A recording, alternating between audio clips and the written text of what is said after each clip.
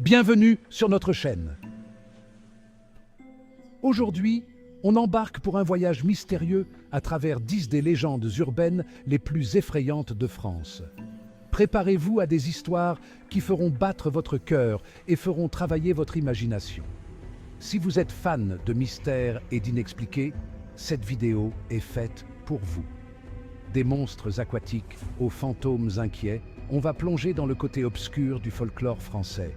Accrochez-vous, car certaines de ces histoires pourraient en bien vous empêcher de dormir sans lumière cette nuit. Notre premier arrêt est un lac isolé dans la région de la Lozère, un lieu d'une beauté tranquille, mais aussi de mystères persistants. Les eaux sombres et profondes du lac de Charpal cachent un secret, la légende du monstre du lac de Charpal. Imaginez, si vous le pouvez, une journée paisible au bord du lac. Soudain, l'eau se met à bouillonner. Un pêcheur dans sa petite barque observe, le cœur battant, tandis qu'une forme énorme émerge des profondeurs. Décrit comme une créature gigantesque avec des écailles sombres et des yeux perçants, le monstre est bien plus qu'un simple gros poisson. C'est une force à craindre. Quelle que soit la vérité, le lac de Charpal reste un lieu de fascination et de peur, un rappel que certains mystères restent irrésolus. Des lacs sombres de Lozère, nous voyageons vers l'opulence du château de Versailles, demeure des rois et reines de France. Mais même dans ce lieu de grandeur et de splendeur, une ombre rôde, la Dame verte de Trianon. Imaginez-vous en train de vous promener dans les jardins impeccables du Trianon, l'air parfumé par l'odeur des roses et des jacinthes.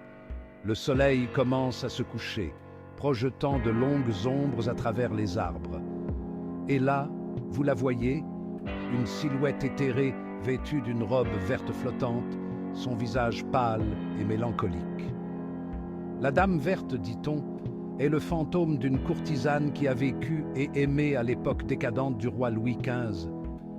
Trahie par son amant, elle trouva du réconfort dans les jardins, mais son cœur brisé la consuma, et elle mourut jeune, son esprit lié à jamais au lieu qu'elle aimait. Vrai ou non, la légende de la Dame verte ajoute une couche de mystère et de romance à la beauté déjà enchanteresse de Versailles. Laissant derrière nous les rues sombres de Montparnasse, nous gravissons la colline jusqu'à Montmartre, le quartier artistique de Paris. Ici, parmi les artistes de rue et les cafés animés, nous rencontrons une légende plus mélancolique, l'histoire du fantôme de Montmartre. Montmartre, avec sa vue imprenable sur la ville et son ambiance bohème, a toujours attiré les âmes créatives, peintres, écrivains, poètes et rêveurs. On dit qu'il erre encore dans les rues pavées, un pinceau fantomatique à la main, cherchant l'inspiration qu'il n'a jamais trouvée dans la vie. Si vous avez la chance de croiser le fantôme de Montmartre, n'ayez crainte. C'est un esprit gentil, hanté par sa propre œuvre inachevée. Notre voyage nous emmène maintenant sur les rives de la Seine, à l'imposante tour de Nesle. Autrefois partie intégrante des fortifications de Paris, la tour est aujourd'hui un spectre de sa gloire passée, enveloppée dans les ombres et les murmures d'un passé tumultueux.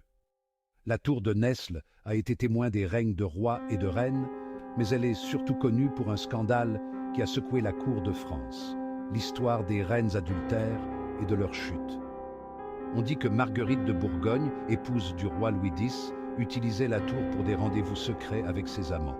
Depuis lors, la tour de Nesle est hantée par les âmes errantes des reines déchues, un rappel effrayant que même dans les couloirs du pouvoir, l'amour et la trahison peuvent avoir des conséquences fatales.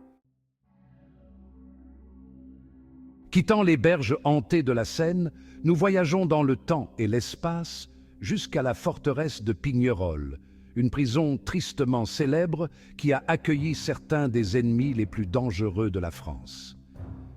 C'est ici, à l'intérieur de ces murs imposants, que l'on rencontre l'un des plus grands mystères de l'histoire de France, l'énigme de l'homme au masque de fer. Imaginez, si vous le pouvez, être emprisonné à vie, votre véritable identité cachée au monde par un masque de fer. Tel fut le destin de l'homme au masque de fer, un prisonnier dont la véritable identité reste un mystère à ce jour. Quelle que soit la vérité, l'homme au masque de fer reste un symbole durable de mystère et d'intrigue, un rappel que certains secrets sont mieux gardés. Laissant derrière nous les couloirs de l'histoire, nous voyageons vers la région montagneuse du Gévaudan, un lieu d'une beauté sauvage et d'une terreur ancestrale. C'est ici, dans les forêts denses et les vallées isolées, que nous rencontrons l'une des légendes les plus terrifiantes de France, l'histoire de la bête du Gévaudan. Entre 1764 et 1767, quelque chose a terrorisé la région du Gévaudan, tuant plus de 100 personnes, la plupart des femmes et des enfants. La créature, décrite comme un loup d'une taille et d'une férocité inhabituelle, avec d'énormes dents et une odeur nauséabonde, semblait invincible. Des chasseurs ont été envoyés pour abattre la bête, mais elle a toujours réussi à s'échapper, disparaissant dans les forêts denses comme un fantôme. La bête du Gévaudan est devenue une légende, un symbole du pouvoir indomptable de la nature et de la terreur qui se cache au-delà des frontières de la civilisation. Notre voyage nous emmène maintenant sous terre, dans le labyrinthe de tunnels et de stations qui composent le métro de Paris. Sous les rues animées de la ville lumière, un réseau de tunnels sombres et de plateformes désertes cache un secret effrayant. La légende du fantôme du métro.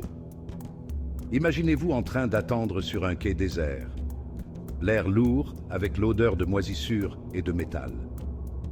Soudain, vous entendez un bruit, l'écho de pas qui se rapprochent, bien qu'il n'y ait personne en vue. On dit que le fantôme du métro est l'esprit d'un ouvrier mort pendant la construction du réseau souterrain, son corps jamais retrouvé dans les tunnels sombres. Aujourd'hui, il erre sur les rails, une silhouette spectrale qui apparaît et disparaît à volonté, sa présence marquée par une vague de froid et un sentiment de malaise. Alors, laquelle de ces légendes vous a le plus effrayé? Laissez un commentaire ci-dessous et partagez vos propres histoires effrayantes avec nous. N'oubliez pas de vous abonner à la chaîne pour plus d'histoires effrayantes. À la prochaine aventure dans l'inconnu. Chaque recoin de la France a ses propres histoires à raconter. Nous espérons que vous avez apprécié ce voyage du côté obscur du folklore français. D'ici là, dormez bien, si vous le pouvez.